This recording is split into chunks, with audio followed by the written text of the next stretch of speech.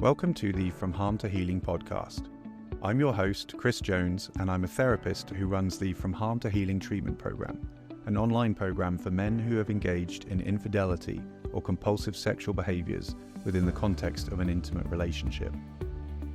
I started this podcast to illuminate some of the common blind spots within the treatment fields for compulsive sexual behavior or sex addiction through the lens of the deceptive sexuality trauma model.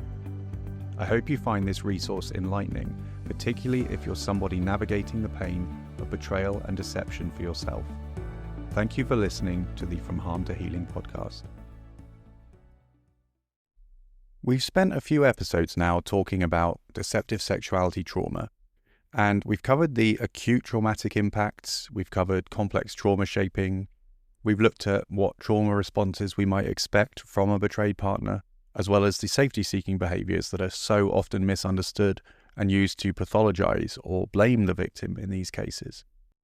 And we can note that when we look at this, a lot of these types of injuries we've talked about so far, a lot of the traumatic impacts, would be relevant to any kind of deceptive compartmentalized reality. So, for example, if one partner in an intimate relationship were hiding significant financial issues, or perhaps had a gambling problem and had built up significant debts, the patterns of deception and manipulation might look very similar. We would still be talking about a deceptive, compartmentalized reality where the actual reality is being hidden from the partner. And so again, there might be a lot of overlapping traumatic impacts with what we've already talked about. But in this episode, I want to look at some of the unique things about deceptive sexuality trauma. Now, one of the things that makes this particular type of betrayal so impactful for the partner is that the discovery of infidelity of a sexual nature so directly targets and impacts the most sensitive parts of a human being. A sexual betrayal impacts us in a different way to a financial betrayal, to use that example again, even though that might still be a very, very serious issue with significant impacts. So to help us explore this, in the DST model, we have another concept that I want to introduce here, which can help us to formulate these specific sensitive impacts that I'm talking about. And that concept is the Triadic Core. So the Triadic Core refers to the sexuality, gender, and physical body of a human being. And as the name suggests, it seeks to highlight that these things are at the very core of every person. They're a core part of our identity, of our personality. So we can think of them as the three most sensitive tissues of the human psyche. And each one of those parts, our sexuality, our gender, our physical body, are particularly sensitive to shame, to humiliation, and potentially to violence as well. And when we're harmed in those areas, those wounds can go very deep and can often last a lifetime. Perhaps for anyone listening to this, you can think back to what it was like going through adolescence or going through puberty and how much our bodies, our sexuality or gender esteem were so susceptible to those feelings of embarrassment, to feelings of inadequacy, to comparison, to confusion. I'm sure you can also think in the present of how sensitive those things still are. So again, it makes sense that in our primary intimate relationship, where we're most vulnerable, when we are betrayed sexually, the betrayal directly impacts that triadic core, the most sensitive parts of us. I also think it's really just intuitive in a lot of ways as well. When we consider the most harmful things that happen in our world or the things that cause the most damage to people, so many of those things are based around physical abuse or sexual abuse or gender-based violence. So in many ways, this idea of the triadic core is developing something that is perhaps already clear to us on some level.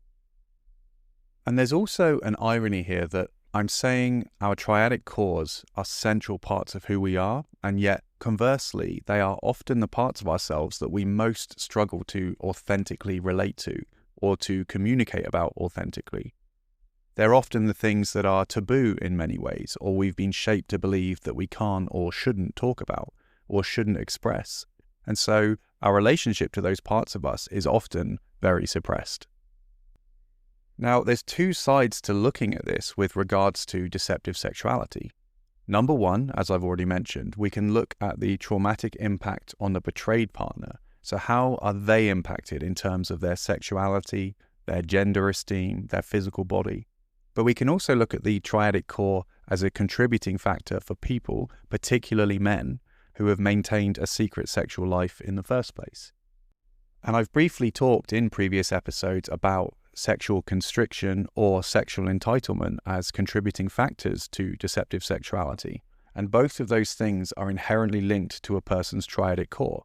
Again, if those are the parts that are most suppressed, the parts that somebody is most unable to communicate authentically about, it perhaps helps us make sense of why a person's sexuality in particular might become compartmentalized. And we can also consider how gender shaping comes into the equation. How many men, for example, might see sexual conquest or power and control over others as a primary sign of masculinity? How many men have a low gender esteem, a feeling of inferiority that they're trying to soothe perhaps in the secret sexual basement? How might locker room talk, as we sometimes call it, or the normalization of this kind of behavior amongst men also be contributing to the problems? So that whole topic, or that idea of looking at how the Triadic Core contributes to the construction of the basement, is perhaps a topic for me to delve into more in another episode.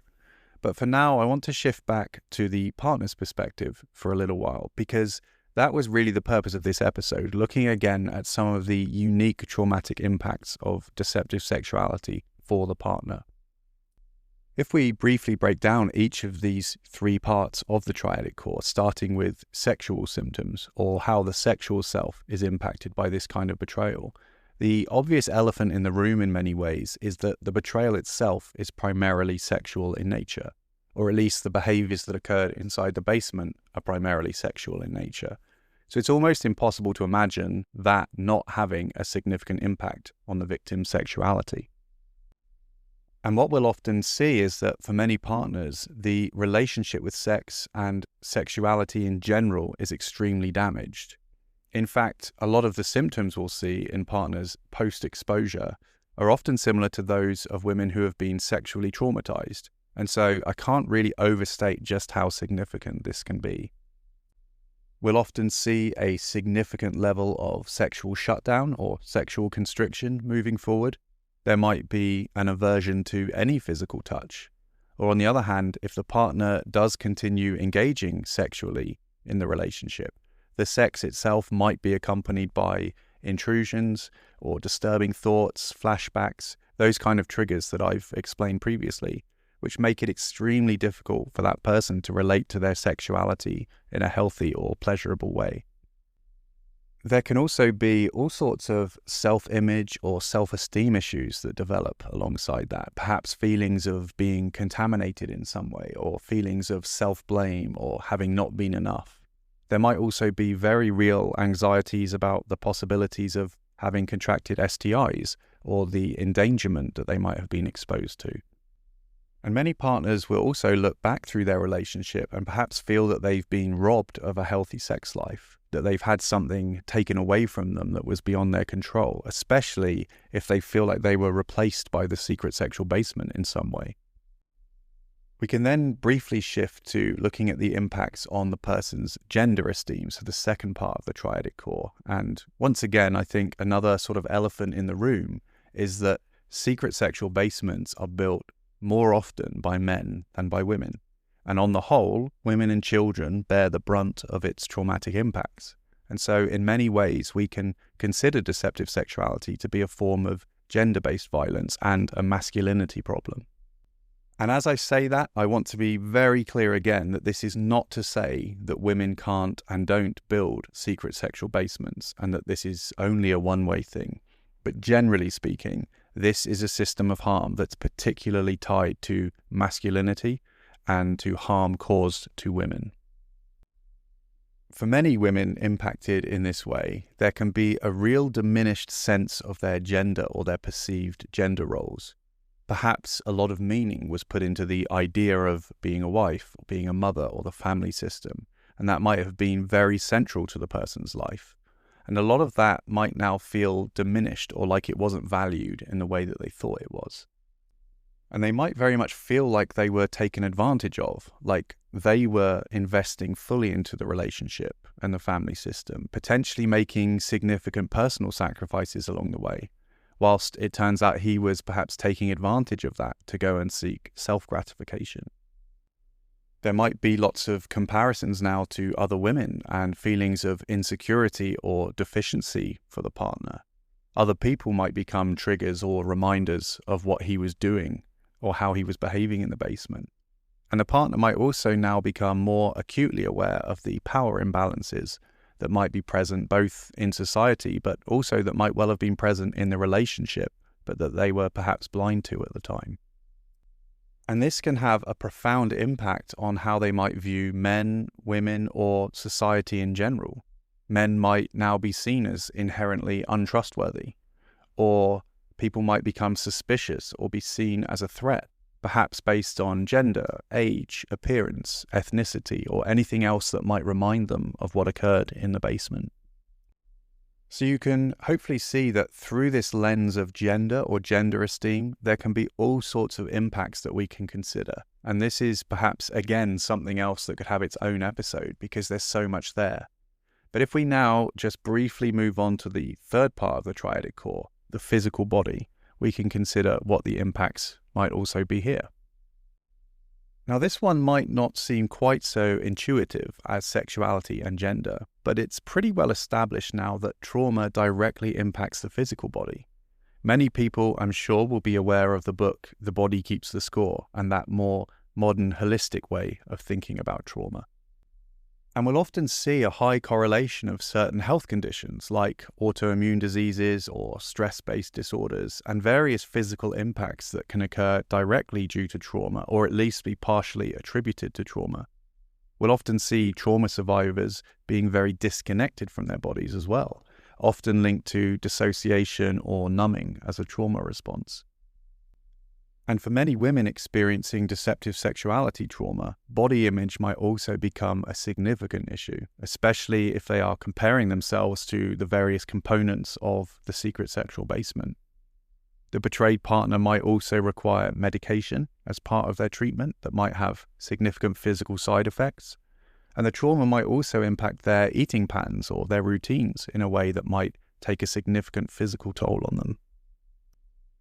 Again, as with both sexuality and gender, there's a lot more that I could add there, and that's really just a very brief look at what are some really, really important topics.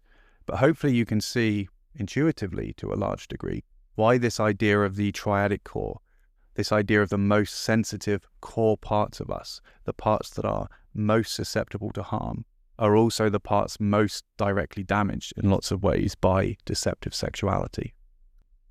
It's yet another important step in understanding why the impact is so devastating and often so hard to recover from. And it should be yet another topic that only increases our empathy for and understanding for partners who are going through this kind of trauma. As I bring today's episode to a close, I want to acknowledge that once again, I've broken down some pretty big topics in a pretty short amount of time, and in many ways, I'm only ever really scratching the surface here on this podcast. But I hope that in some small way, this is helping to illuminate deceptive sexuality a little bit more each time, and will ultimately lead to more understanding, more empathy for the partner's experience, and a fuller understanding of what recovery perhaps looks like for the person that built the basement in the first place. So I thank you all for listening, and I will see you in the next episode.